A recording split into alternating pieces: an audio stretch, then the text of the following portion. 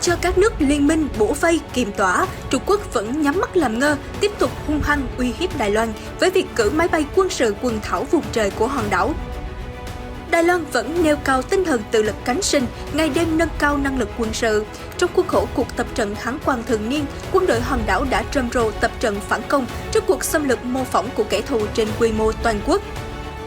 Không thể ngồi yên để Bắc Kinh tự tung tự tác, Liên minh châu Âu tuyên bố tăng cường hiện diện hải quân ở khu vực Ấn Độ Dương-Thái Bình Dương. Trong khi đó, Úc hết đóng tàu ngầm năng lượng hạt nhân đến mở rộng cửa để Mỹ triển khai luân phiên tất cả loại máy bay quân sự đến Úc. Một số tin tức đáng chú ý khác, từ chối cho tàu chiến Đức cập cảng, Trung Quốc còn lên án các thế lực gây rối. Mỹ nỗ lực xoa dịu cơn giận dữ của Pháp sau khi bị tố đâm sau lưng. Ấn Độ kêu gọi Trung Quốc rút quân tại biên giới để cải thiện quan hệ. Mỹ và Ukraine tập trận chung đáp trả liên quân Nga-Belarus. Vướng nghi án ám sát tổng thống, Thủ tướng Haiti liên sa thải Bộ trưởng Tư pháp. Tất cả sẽ có trong bản tin ngay sau đây.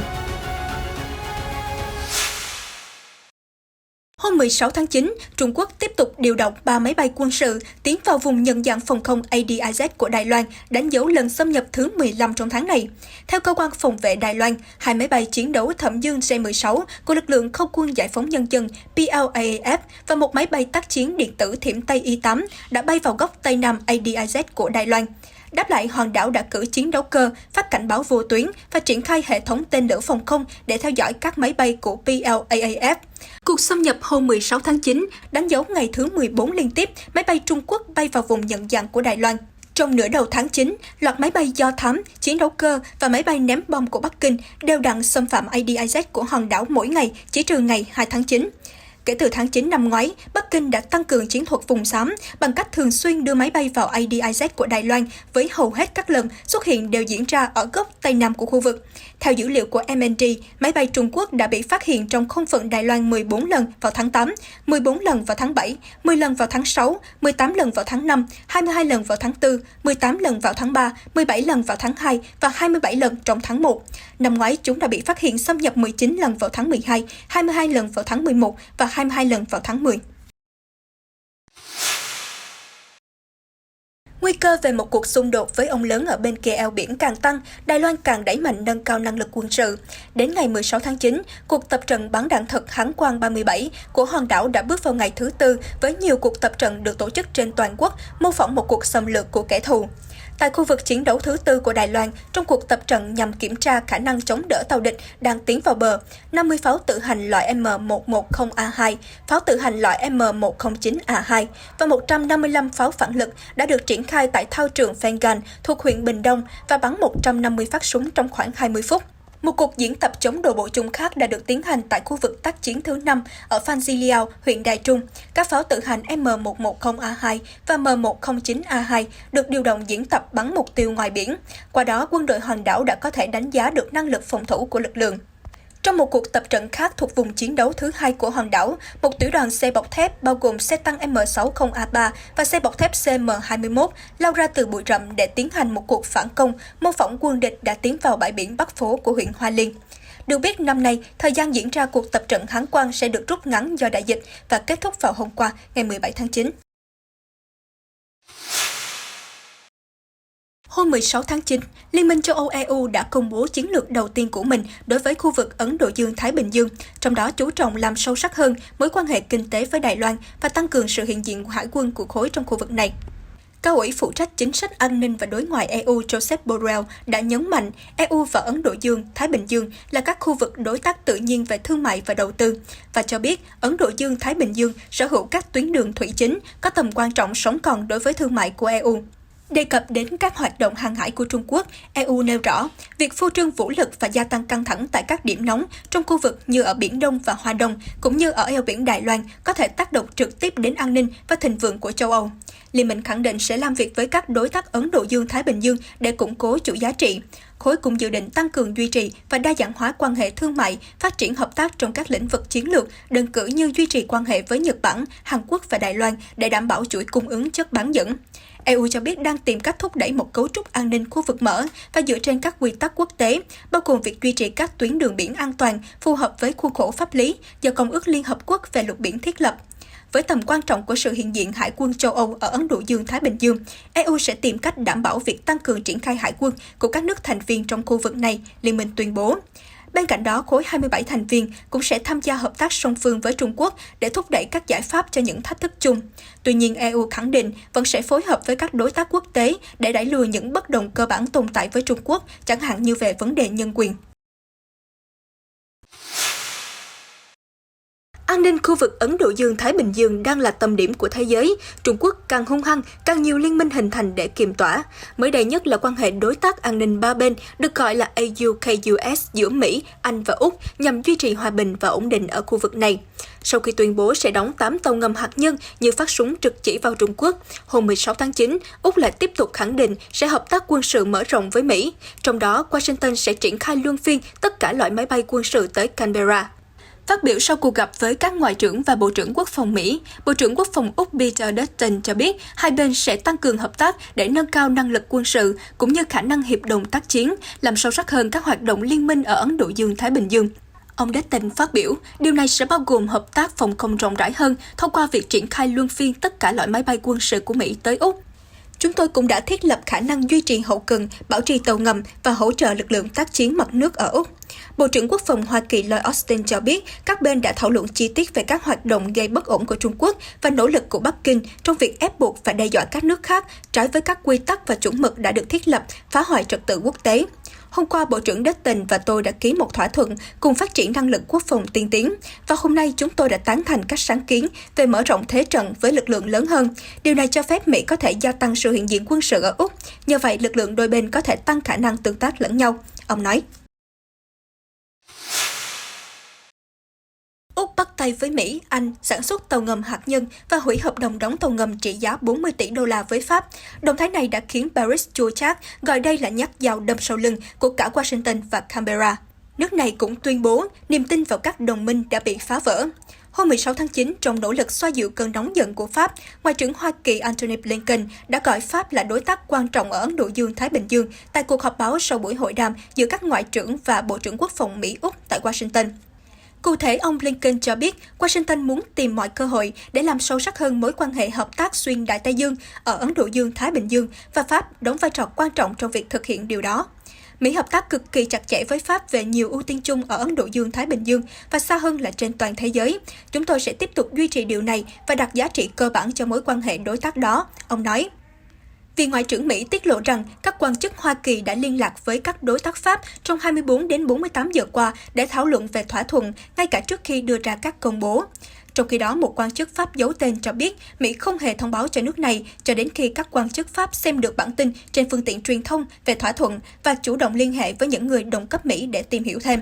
Năm 2016, Úc đã lựa chọn tập đoàn đóng tàu hải quân của Pháp để đóng một hạm đội tàu ngầm mới trị giá 40 tỷ đô la Mỹ để thay thế các tàu ngầm Collins già cỗi hơn 2 thập kỷ của họ.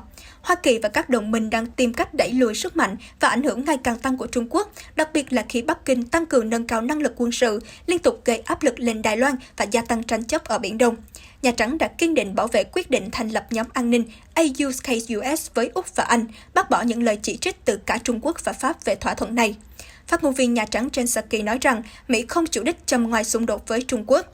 Trong khi đó, Trung Quốc cho rằng Mỹ, Úc và Anh đã gây tổn hại nghiêm trọng đến hòa bình và ổn định khu vực. Bà Psaki nói, theo quan điểm của chúng tôi, đó là vấn đề an ninh ở Ấn Độ Dương-Thái Bình Dương. Đó là lý do tại sao Úc tìm kiếm công nghệ quân sự tân tiến từ Hoa Kỳ. Chúng tôi không phân chia khu vực mà xem đây là vấn đề an ninh mà cả ba nước muốn cùng nhau giải quyết. Một động thái đáng chú ý khác trong cuộc so kè giữa phương Tây với Trung Quốc trong thời gian qua phải kể đến việc tàu chiến Đức bị từ chối thẳng thừng khi muốn cập cảng Thượng Hải. Tiếp đó, Bắc Kinh khẳng định rằng việc các nước tuần hành đến Biển Đông chỉ nhằm gây mâu thuẫn, kích động các sự cố xảy ra. Cụ thể, khi được yêu cầu bình luận về việc Trung Quốc khước từ yêu cầu cập cảng của tàu hộ vệ Bayern, người phát ngôn Bộ Ngoại giao Trung Quốc Triệu Lập Kiên hôm thứ Năm ngày 16 tháng 9 khẳng định, các nước bên ngoài khu vực hãy nên tôn trọng nỗ lực của các nước trong khu vực về duy trì hòa bình và ổn định, hãy đóng góp vai trò tích cực.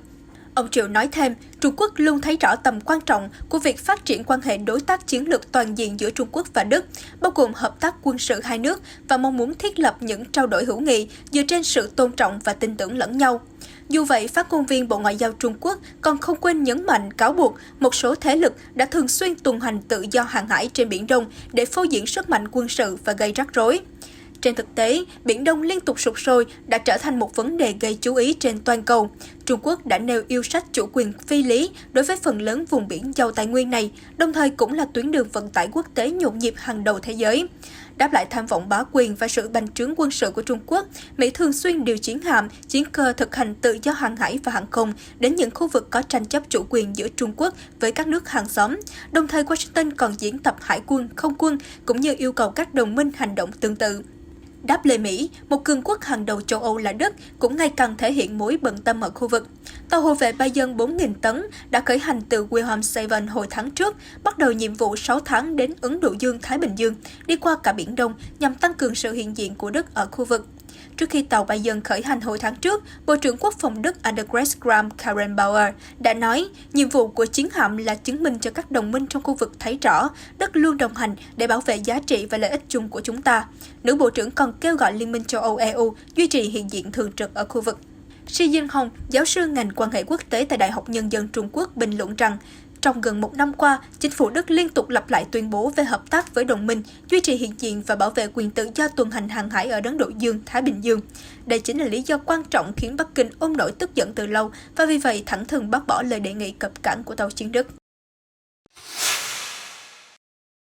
Ở một diễn biến khác, quan hệ giữa Ấn Độ và Trung Quốc do cuộc tranh chấp khu vực biên giới trên dãy Himalaya lại tiếp diễn.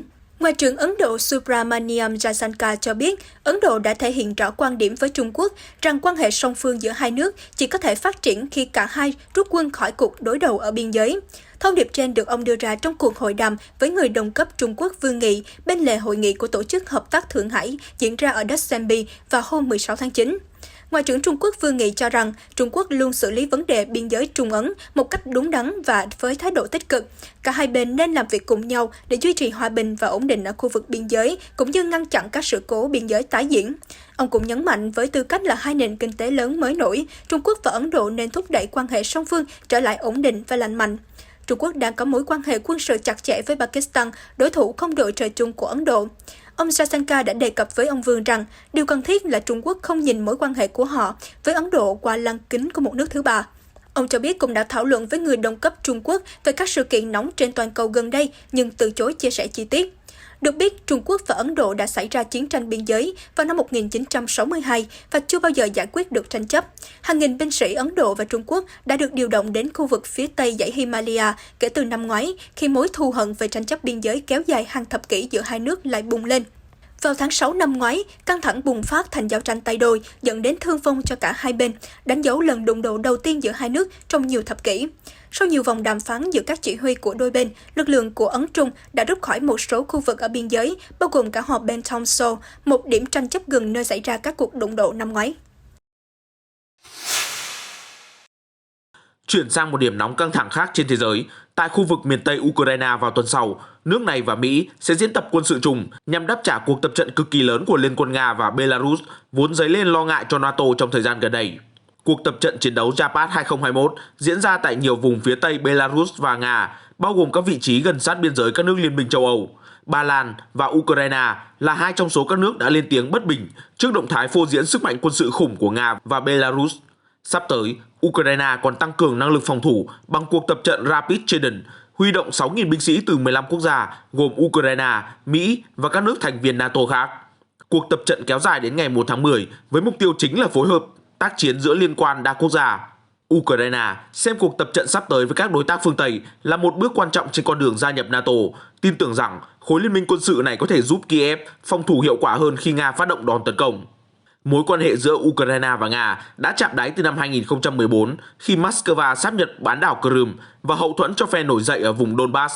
Cuộc xung đột kéo dài 7 năm qua ở miền đông Ukraine đã khiến hơn 13.000 người thiệt mạng. Trong khi đó, quan hệ giữa Ukraine với Belarus cũng ngày càng nghiêm trọng kể từ khi Kiev cáo buộc cuộc bầu cử tổng thống Belarus năm 2020 là không hề tự do và công bằng.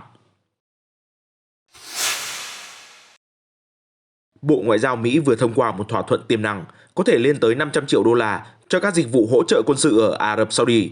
Hiện đề xuất thỏa thuận này đã được chuyển đến Quốc hội để xem xét. Đây là thỏa thuận quốc phòng lớn đầu tiên dành cho Ả Rập Saudi được chuyển đến Quốc hội kể từ khi Tổng thống Joe Biden nhậm chức hôm 20 tháng 1. Trước đó, Mỹ từng hứng chịu nhiều chỉ trích khi thắt chặt quan hệ với Vương quốc Trung Đông do liên quan đến những vấn đề vi phạm nhân quyền và can thiệp vào nội chiến ở Yemen. Gói thỏa thuận nói trên là nhằm cung cấp các dịch vụ bảo trì cho nhiều loại trực thăng chiến đấu, bao gồm một phi đội Chinook CH-47D có thể được biên chế trong tương lai. Nói về thỏa thuận này, Bộ Ngoại giao Mỹ cho biết, bản đề xuất sẽ củng cố chính sách đối ngoại của Mỹ thông qua việc giúp đỡ cải thiện an ninh của Ả Rập Saudi, một quốc gia thân thiện và tiếp tục giữ vai trò quan trọng để duy trì ổn định chính trị cũng như phát triển kinh tế ở Trung Đông. Thủ tướng Nhật Bản Yoshihide Suga vào hôm thứ Năm ngày 16 tháng 9 đã gửi lời cảm ơn đến Đài Loan vì đóng góp thiết bị y tế. Ông Suga còn đề cao mối quan hệ chặt chẽ giữa hai bên hàng xóm. Cụ thể, trong bài đăng trên Twitter, Thủ tướng Suga khẳng định Nhật Bản và Đài Loan đã luôn giữ tình bạn gắn kết vững chắc và giúp đỡ lẫn nhau khi xảy ra thiên tai dịch bệnh. Ông Suga khẳng định Nhật Bản sẽ sử dụng hiệu quả các thiết bị y tế được Đài Loan hỗ trợ, trong đó bao gồm 10.000 máy đo nồng độ oxy trong máu và hơn 1.000 bình oxy. Việc tặng số thiết bị nói trên là động thái của Đài Loan để đáp lễ người hàng xóm Đông Á. Trước đó, Nhật đã tặng cho hòn đảo hơn 3,9 triệu liều vaccine ngừa COVID-19. Ông Frank Tạ, đại diện Đài Loan tại Nhật Bản cho biết, hiện xứ sở mặt trời mọc đang có nhu cầu tăng cao với các thiết bị oxy do nhiều bệnh nhân COVID-19 phải tự cách ly ở nhà. Vì vậy, Đài Loan đã quyết định trợ giúp một tay. Thị trưởng Kabul, ông Hamdullah Nomani hôm thứ Tư ngày 15 tháng 9 đã công khai số điện thoại liên lạc của mình và hứa sẽ cố gắng hết sức để giúp đỡ những vấn đề khó khăn cho cư dân thủ đô của Afghanistan. Ông Nomani cho biết mình được bổ nhiệm làm thị trưởng Kabul vào 2 ngày sau khi Taliban kiểm soát thành phố nhằm duy trì trật tự ở thủ đô. Trước mắt, ông quyết tâm giữ gìn cảnh quan thành phố, cải tạo môi trường, giao thông, chống tham nhũng và xử lý những vấn đề tranh chấp dân sự. Tân thị trưởng bày tỏ người dân thành phố sẽ cần thêm thời gian để làm quen với tình hình mới. Vì vậy, ông Nomadi đã công khai số điện thoại của mình trên truyền hình kèm theo lời tuyên bố: nếu quyền lợi của người dân bị tranh chấp hoặc bị tổn hại mà không thể giải quyết, hãy gọi cho tôi bất kỳ lúc nào. Vấn đề thử thách lớn nhất của chúng ta là lên kế hoạch lâu dài để xây dựng đô thị, biến Kabul trở thành thủ đô tươi đẹp, đại diện cho cả nước Afghanistan và khiến người dân tự hào.